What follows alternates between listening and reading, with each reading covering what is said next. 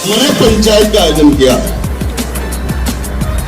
देश की राजधानी में, और उसके संयोजक ये जो भी बच्चा बोल रहा था आलोक, ये विवेक, हरीश जी और नरेंद्र जी बैठे हैं। मैं इनको बाहर से अभी सपोर्ट कर रहा हूं क्योंकि ये लोग कभी लड़े नहीं है, तो इसलिए मैं देख रहा हूं कि ये कल क्या करेंगे। फिर भी अपनी फौज लेके हम पहुंचेंगे वहां। तो पूरी बिरादरी को शीश झुका के मैं सादर आमंत्रण पेश करता हूं, आप लोग कल वहां आओ और वहां निकालो अपनी अपनी पूरी भड़ास। तो मेरी तरफ से न्योता है सभी कोई, नरेंद्र भैया देखूंगा आप वाले कल वहां जरा पंचायत है। 2 आदमियों से मैंने देखूंगा, 2 आदमियों में आकर के सुझाव बहुत देने वाले मिले इस बिरादरी में, लेकिन संघर्ष के लिए हम देखेंगे कल भीड़ की जरूरत है, वहां आओ सब। और अपने साथ मैंने जब भी दिल्ली पे चढ़ाई करी, मैं कभी सभा करने के लिए नहीं जाता, मेरे पास 2-3 हजार लोगों की सूची है, मैं उनको 4-5 लड़के लगा के फोन कर देता हूँ 2 दिन में, और आंदोलन तैयार हो जाता है। तो आप लोग सब अपने अपने साथ अच्छे अच्छे लोगों को लेकर के कल टाइम क्या है इधर, हरी जी, अगर ठीक है सुबह ही 10 बजे, और सबके भोजन का भी इंतजाम है वहाँ, ठीक है। चलो तो वहां आप आइए। दूसरा, एक हमारी कमेटी बननी चाहिए आदरणीय राजपाल सिंह कसाना जैसे, नेपाल सिंह कसाना जी, श्यामगिर बाबा मंदिर है हमारा, जहां से हम लोग गुजरात से हमारे जो बुद्ध आए थे, वहीं वो जो माता हमारा गुरुद्वारा है वो 24 का, ये ISBT से पहले सीलमपुर से आ गए, बाबा श्यामगिर बाबा का मंदिर IT पार्क के पास, आप लोग कल सादर आमंत्रित हैं। दूसरा मेरा जो सुझाव के प्रबुद्ध और शिक्षित और हमारे जो एडवोकेट्स हैं, इनका एक टीम बनाओ, कानूनी काम तकनीकी काम ये लोग देखेंगे। युवा बहुत ज्यादा अपमानित महसूस कर रहा अपने आप को, क्योंकि वो उस पर और कोई धंधा नहीं है युवाओं पे, अब सिर्फ ये व्हाट्सएप और फेसबुक पे ही अपना गुजारा करते हैं, रोजगार तो मिला नहीं। तो इसलिए युवाओं की टीम बने और सबको सम्मान मिले।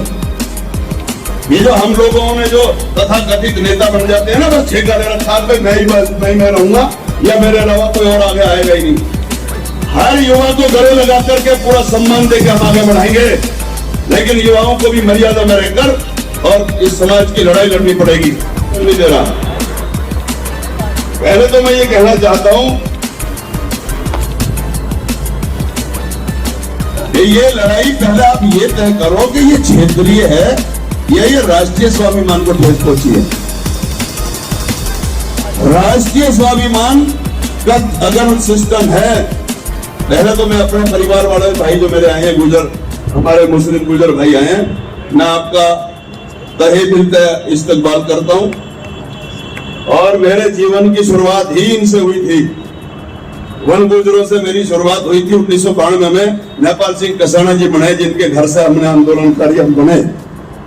तो आपके वन गुजरों की लड़ाई भैया मैंने लड़ी, था पार्लियामेंट पे लेकर के पहुंचे थे उनको हम 18-19 साल की उम्र में, जब गांव देहात चलाया करते थे राजकुमार भाटी जी, रिपोर्टिंग करने आए थे राजघाट पे जब हमारा धरना था, 1992 की बात कर रहा हूं।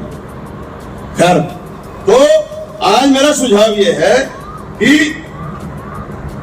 ये आंदोलन अगर बड़े स्तर पर चलाना है तो हर राज्यों से ठीक अच्छे अच्छे लोग उनको साथ में लो, कमेटी में उनको शामिल रखो और उनको आगे रखो। दूसरी, इसकी एक बड़ी पंचायत होनी चाहिए, और पंचायत मेरे हिसाब से 31 अक्टूबर जिसने 562 रियासतों को हमारे पूर्वज सरदार पटेल ने एक झंडे के नीचे लाकर राष्ट्र का निर्माण किया हो, 31 अक्टूबर को उनकी जयंती है, पटेल बाबा को याद भी करेंगे, और उस अवसर पर पटेल बाबा का पूरे देश का परिवार एक झंडे के नीचे होगा। ये सुझाव मेरा।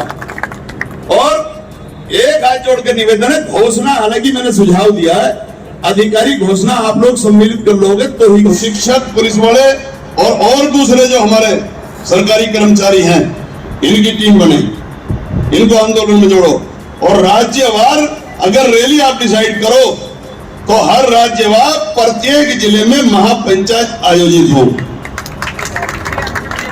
और जब महापंचायत आयोजित होगी उसके लिए स्वाभिमान समिति के जितने सदस्य हैं इन सबको प्रभारी बना दो, राज्यों में भेज दो, जिलों में भेजो, और ये अपना अपना मोर्चा संभाले।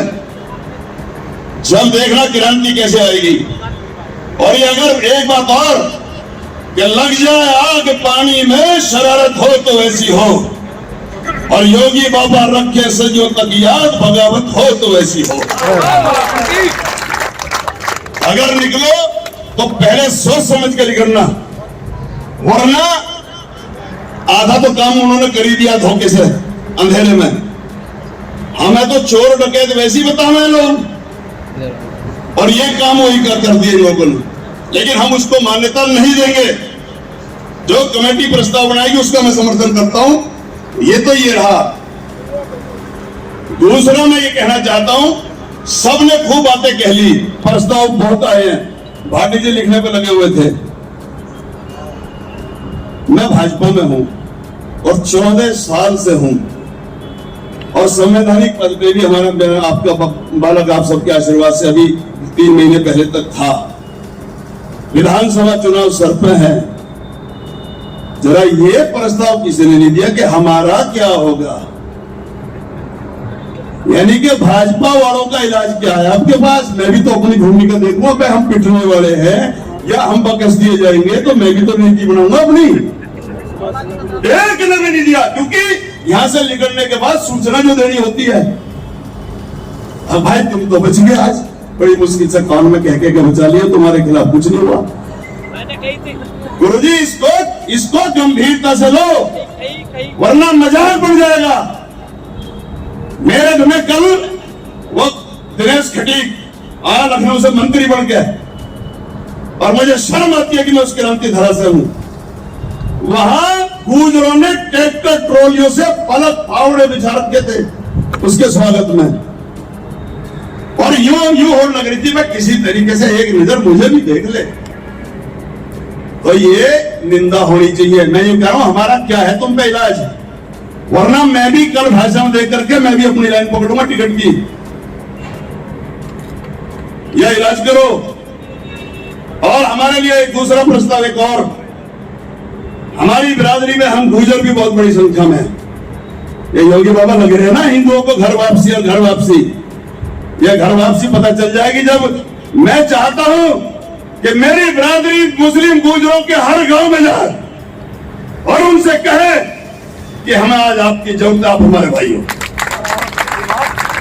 और उन्हें गले लगाओ। वो भी तड़प रहे हैं। अगर हमारे हिंदुओं में इज्जत नहीं है तो इनकी मुसलमानों में इज्जत नहीं है। इसलिए हमारे जाने से हमारी भी कदर होगी और इनकी भी कदर होगी। मेरा ये भी प्रस्ताव है।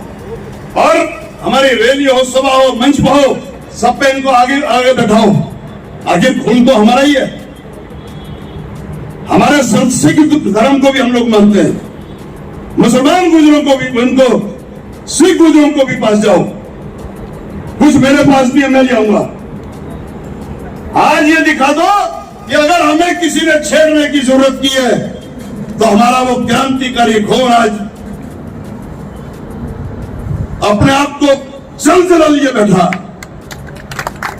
हम दोबारा से एक इतिहास बनाने की राह पर हैं। मजाक नहीं बनना चाहिए। और ये बड़ी लड़ाई लड़ोगे तो इसके फंड की व्यवस्था कैसे होगी, ये रणनीति में एक पॉइंट लिखो जो कि अब तक नहीं लिखा हुआ, मैं पढ़ रहा था। पहले अच्छा खासा फंड बनाओ, उसके बाद फिर हम निकलेंगे। आज मेरी बिरादरी जिस मुहाने पर खड़ी है तो वो एक ही बात कह रही है। वो कह रही है कि दस्ते तन्हाई से अब कौन निकाले मुझको, दस्ते तन्हाई से अब कौन निकाले मुझको, और खो गए वो भी जो थे ढूंढने वाले मुझको, और चंद अशकों में सिमट जाऊं ये तो मुमकिन ही नहीं है। अगर समंदर कोई तो आके संभाले मुझको। तो ये समंदर बनना पड़ेगा हमें। और एक बात और, जब समाज की जाजम पर बैठे हो तो पार्टी का नाम किसी के मुंह से आना नहीं चाहिए, चाहे उदाहरण पे हो चाहे किसी तरीके से भी हो।